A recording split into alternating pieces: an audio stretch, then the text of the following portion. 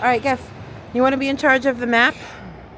All right, let's do it. We're heading off to do a little bit of volunteer work, and the sun, I don't know if it's just come up or it's about to come up. How much sleep did you get, Geffen? Like 30 minutes. This is something that a lot of Israelis are doing, is volunteering. We thought it would be an interesting adventure, right, Geffen? Yeah. Do a little work. We are meeting a group of volunteers. They're with an organization that helps with fruits and vegetables on southern farms. It's kind of cool to be up at this hour.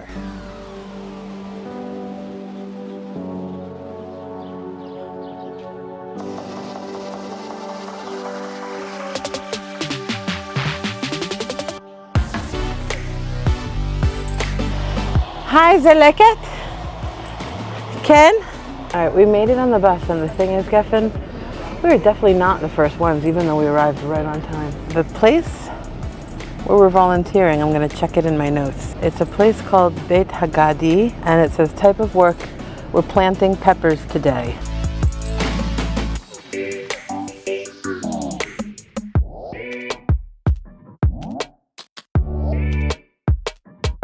Going to stop here for toilets, as I don't know what kind of facilities we do have over there at the farm.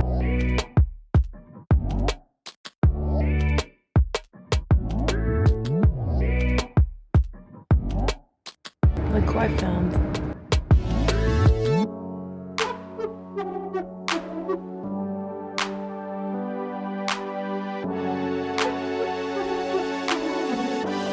Some of the terrorists, they were along this road that you see. On the way, their target was actually the city of Netivot, which is a big city here, not far away from here. But the mayor of Netivot, he was ready. And about 30 terrorists that on the way to Netivot have been stopped just before they entered into the city. So they were concentrating just on the road. They didn't know how to move in and out from these moshavim around, so they didn't suffer that much. Anyhow, they closed all the farms here. All the foreign workers, the Thai people evacuated, they left the country. By the way, not here, but some of them have been captured by, as you know, you heard the news. Some of them got killed also.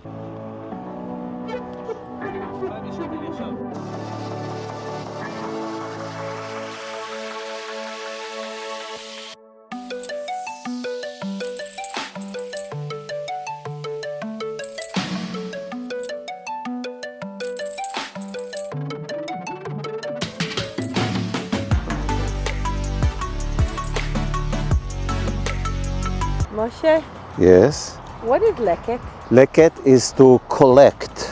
It started actually 20 years ago. He saw that a lot of food is throwing away, so he decided to collect this food and to distribute it to needed families. So you collect from Hotels, for military camps, restaurants, and also they collected all kind of fruit and vegetables for farmers that they didn't know what to do with the harvest leftovers. So they donated it also to Leket Israel. What happened during the war? During the war, all these farmers, they lost all their foreign workers. So Leket Israel remembered these farmers that supporting them when everything was quiet and peaceful, and then decided to organize all these volunteers to support the farmers, to help them to survive here because they don't have any workers. What happened in this area? All this area was under attack. We were completely surprised. That was a big shame for us, a big mistake of the army and the intelligence. It looks like you're getting volunteers not just from Israel, but from all over the world. From all over the world, from Belgium, from France, South America I had already, from Brazil. Most of them are Jewish people from these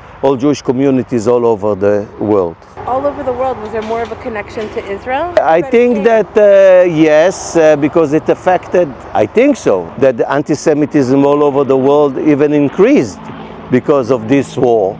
And these Jewish communities found themselves under attack sometimes. But they all know that Israel is the only secure place for them in a case of emergency. And sometimes you get sirens here? By the way, you can hear all these choppers flying above us. These are all tank hunters. They are all over the Gaza Strip. We still have a lot of fights over there, not like at the beginning, but you can hear all the choppers all around us and the drones flying around us. What's been the most surprising thing that you, working with Leket, that you found after the war? I was surprised that there's so many volunteers coming in spite of all this danger, which is amazing. Which shows that Jewish people all over the world. We are one people. That's it.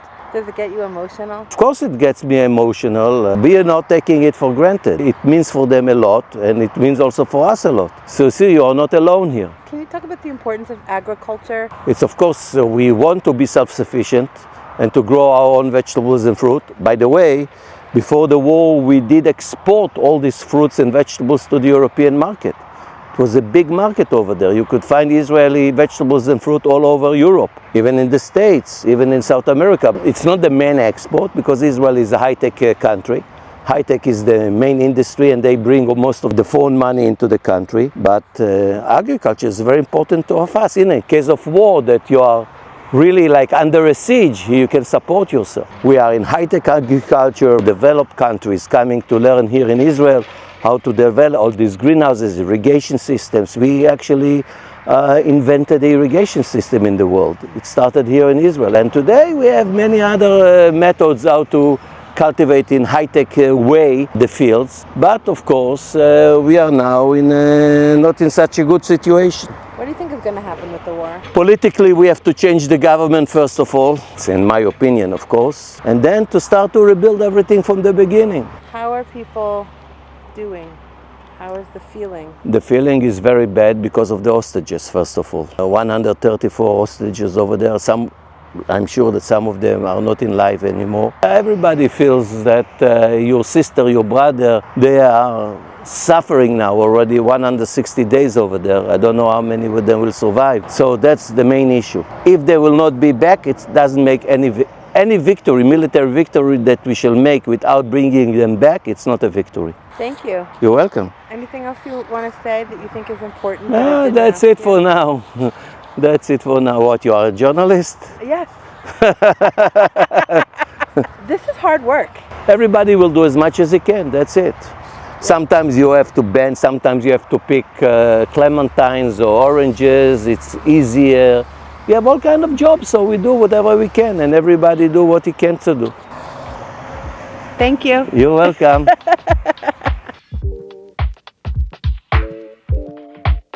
All right, Effie. How tired were you? I was really tired. Yeah, jet lag is a real thing. So we had just come back from the flight and then we went early in the morning to go and do some agricultural work, so that knocked us out. We're now going to Hostages Square.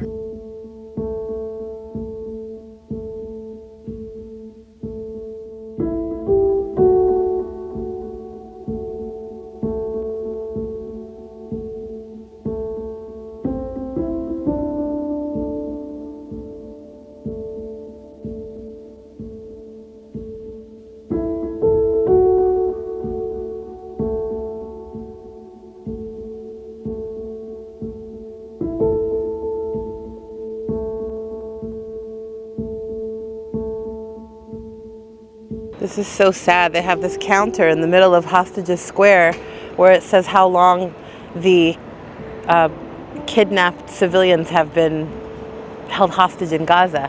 163 days so far.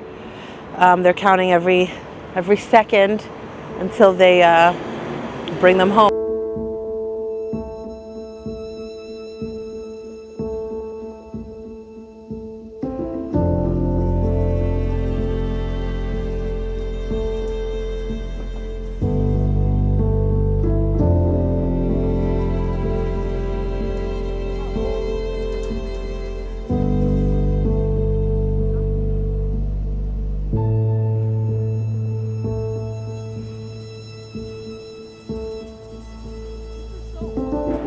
What is this, Geffen? This is the checkerboard with all the hostages, but this is not even close to all the hostages.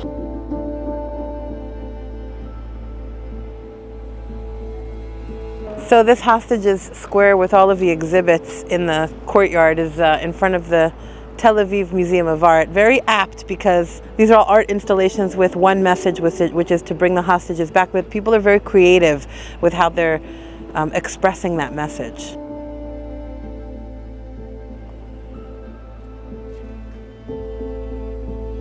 Here's an interesting poster. They're saying, "It could be you," and they have a mirror here, like it could be anybody. It could be you.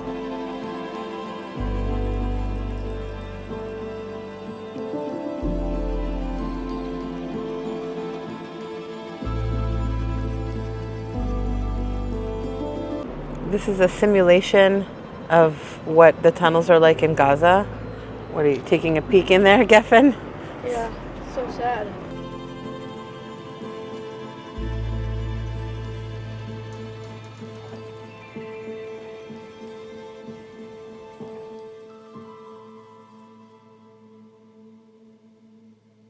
This is the Nachalot tent. This kibbutz was celebrating 70 years. I know this kibbutz.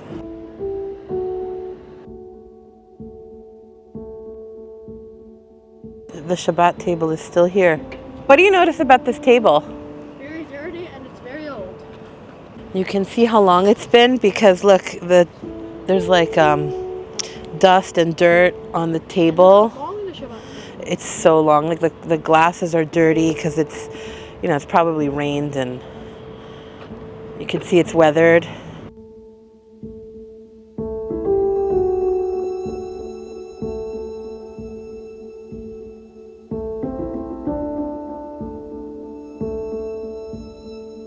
Who knew that it would be controversial for them to just want to exist?